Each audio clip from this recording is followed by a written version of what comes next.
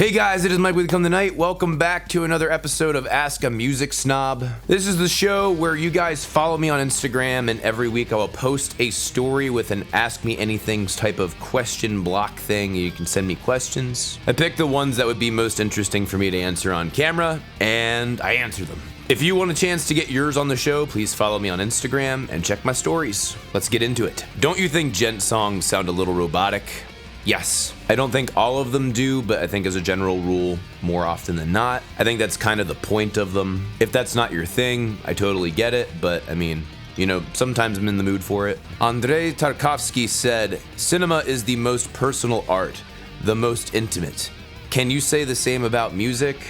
Yes. I don't think Andre understands music very well, to be honest. Cinema is a beautiful and very personal art form. Nothing, in my opinion, can be more personal than music. If you look at music strictly as the semantically ambiguous sound that music is supposed to be, then yeah, I mean, because it is ambiguous, you can interpret it however you want or need to interpret it. With any kind of visual form, the absolute picture of what's happening is on screen. There may be multiple ways of interpreting it, which is really interesting and cool. However, I still think music beats it out as more personal and more intimate, especially when you can literally close down all of your other senses except hearing. Well, I guess you could also use feel as well, because you feel a lot of the vibrations in your body, and you just sit there and absorb sound like it's on another level, man. What do you do to keep your hair so beautiful? First of all, thank you, I appreciate you. I really don't do much. I literally just use shampoo. This little tiny amount of shampoo is all that I use on my hair. That is it. Not much at all. A lot of people have a terrible habit of over shampooing their hair that dries it out, and it can actually burn it if you use too much. A lot of girls have a terrible habit of saying, "Oh, I hate how my hair looks, so I'm going to add more chemicals to it." And you know full well that while it might look really nice one day, you are totally destroying your hair. Yes, I do understand that some people are born with quote-unquote nicer hair than others, but the more you are able to manage your hair in its most natural state possible, the better your hair is going to be. If you apply too much heat to it, if you put too many chemicals into it, oh my god, girls who dye their hair too much blow my mind. You are going to fuck up your hair. What do you think about Iron Maiden having 3 guitarists now? Why? They've had 3 guitarists for a while, and to be honest, I liked their music better when they had 2. It's not because that 3rd guitar is messing things up, it's because I'm fucking sick of it. Their older shit just had so much more heart to me, man. It's not like all of their newer stuff is crap by any means, but a band like that does not need 3 guitar players. There are bands that can use 3 guitar players, just not them. If you could go back in time, which historical figure of your choosing would you have a beer with? Murray Rothbard. Not trying to sound offensive or anything, but are you gay? Straight as a board, man. Do you think some genres are superior to others, or that every genre has its masterpieces?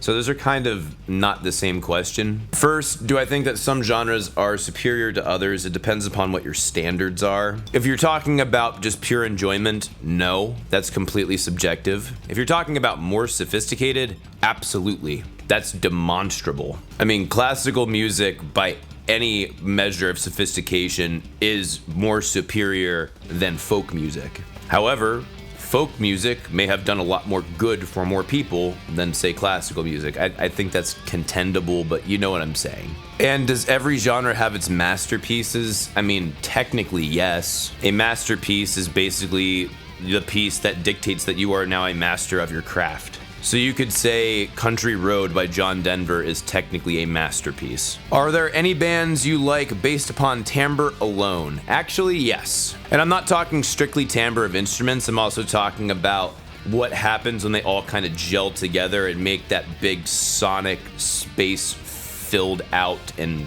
bright and interesting, or sometimes warm and interesting. Isis and Pelican fall into that category for me very hard. I don't listen to them all the time because I have to be in the mood for it, but when I do listen to them, quite enjoyable. Those are bands that are much more about atmosphere than they are about composition in the traditional sense. Another good example would be Russian Circles. They do have cool compositions, but the timbre and the full atmospheric experience takes precedent over the composition. Batman or Superman? Batman, hands down. Superman is such a freaking lame superhero. Granted, he's, I guess, technically the first. I mean, at his heart, he has no character to speak of that's relatable in any way. Batman is far more interesting, far more cool, way smarter, rich fucking playboy. He's the Dark Knight. Hands down, Batman. What are the key things you need for recording music at home? By you, I'm assuming you mean you. There's a whole bunch of videos that explain this shit, so I'll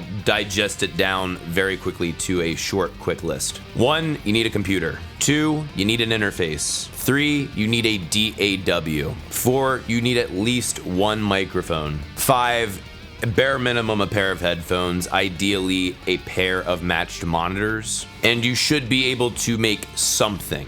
Ozzy is a mediocre vocalist who has the luck to work with great artists. Would you agree? Pretty much. Ozzy Osbourne, by any normal standard, is not a good singer. He usually hits pitch correctly. One of the biggest reasons why he is anything is because 1, his voice is very recognizable, but 2, because his stage presence was insane. I wouldn't say he's a bad vocalist by any means, and I think his later work actually got better as he refined his craft more. His earlier stuff was not good. But yeah, I think you pretty much hit the nail on the head. How good is good enough to be in a band? What kind of band are you joining? How good is good enough? Can you play the songs that you're writing? If you can play the songs, you're good enough to be in the band. How should I respond to someone when they refer to metal as screamo? Alright, that is it for Ask a Music Snob. Thank you guys so much for watching. If you want to get your question into the show, please follow me on Instagram, check my stories. There's also the Become the Night subreddit over on Reddit. Go check it out, support the community. I am giving guitar lessons. Please email me, becomethenight@gmail.com, all one word. And you can follow me on Twitter, Instagram, and Facebook at Become the Night. Thank you guys so much for watching. See you in the next video. Rock on!